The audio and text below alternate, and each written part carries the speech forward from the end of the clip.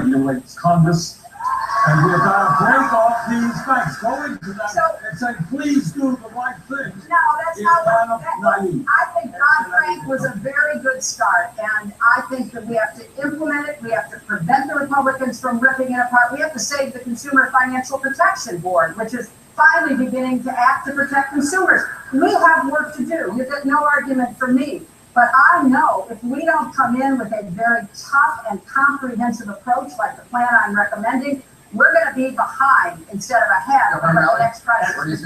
Anderson, but this is the big banks. Once we repealed Glass-Steagall back in the late 1999s, the big banks, the six of them, went from controlling with the equivalent of 15% of our GDP to now 65% of our GDP. And right before this debate, Secretary Clinton's campaign put out a lot of reversals on positions on Keystone and many other things.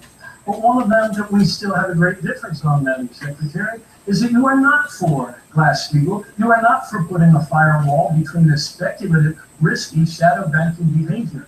I am. And the people of our country need a president who's on their side, willing to protect the Main Street economy from recklessness on Wall Street. We have to fulfill our promise.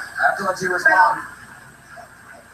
You know, everybody on this stage has changed a position or two. We've been around a cumulative, like some period of time.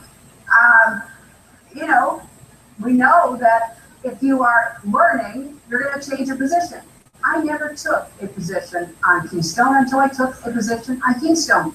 But I have been on the forefront of dealing with climate change, starting in 2009 when President Obama and I crashed a meeting with the Chinese and got them to sign up to the first international agreement to combat climate change that they'd ever joined. So I'm not taking a backseat to anybody on my values, my principles, and the results that I get. Senator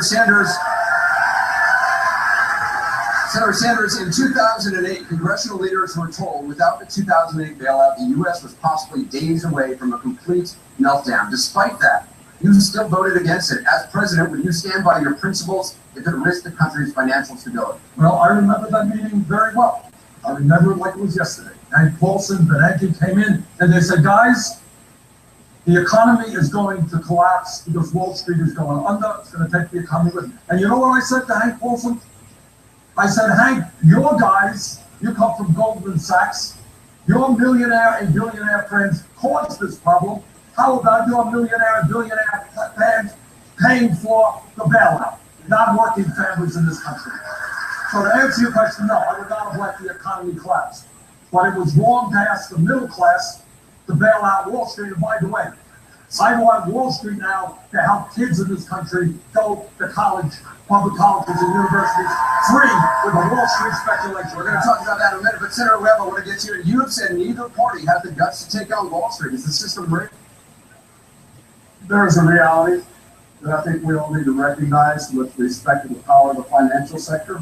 And let me just go back a minute and say that on this TARP program, I introduced a piece of legislation calling for a windfall profits tax on the executives of any of these companies that got more than $5 billion, that it was time for them, once they got their compensation and their bonus, to split the rest of the money they made with the nurses and the truck drivers and the soldiers who bailed them out.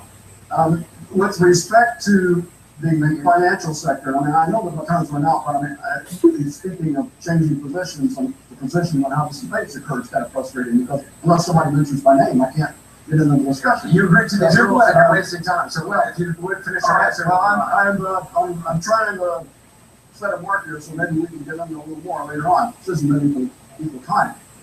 But if you want to look at what's happened, we look at the facts in terms of how we're going to deal with this.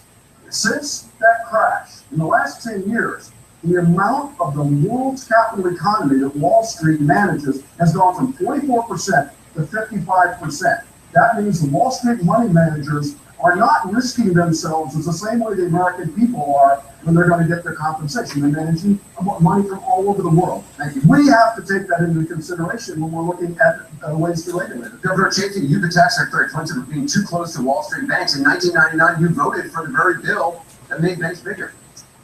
The Glass-Steagall was my very first vote. I just arrived. My dad had died in office. I was appointed to the office. It was my Are very you first vote. saying you didn't know what you were voting for? I just arrived at Senate.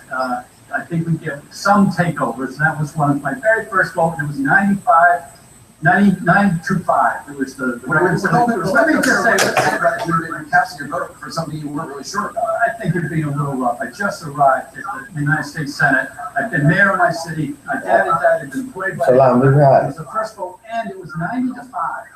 Nilikuwa najaribu vipi kufanya YouTube live nimeigundua.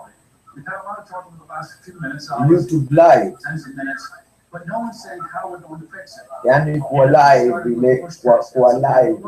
So let's go back to the tax code. Ya, unajua nilikuwa natafuta hii debate ya nini live. Are at the top echelon over Shaona. 464,000, 0.6 America. That's less Sasa than 1% what they generate. nimegundua hapa And they're doing fine. So kuhusu still kufanya more money ngoja than ngoja that. kwanza Top ni echelon. cancel I think let's have another tier and ni put cancel that setting. back in the Alafu tax bracket. And that'll generate 42 billion. Shaona, And then we can help. nimemtumia Sheikh Omar aniangalie kama ananiona. Thank you. Salmon visited college campuses Yeah. along with Facebook, and not surprisingly, Yeah, college anasema yeye yuko affordability was njiani, among the most pressing issues. Senator Sanders, you mentioned a couple of times. Yeah, debate you do have inaendelea a bado. plan to make public colleges free for everyone. Debate. Secretary Clinton has criticized that in saying she's not in favor of making a college free Ah, for alikuwa anaongelea Donald Omar. Trump's kids.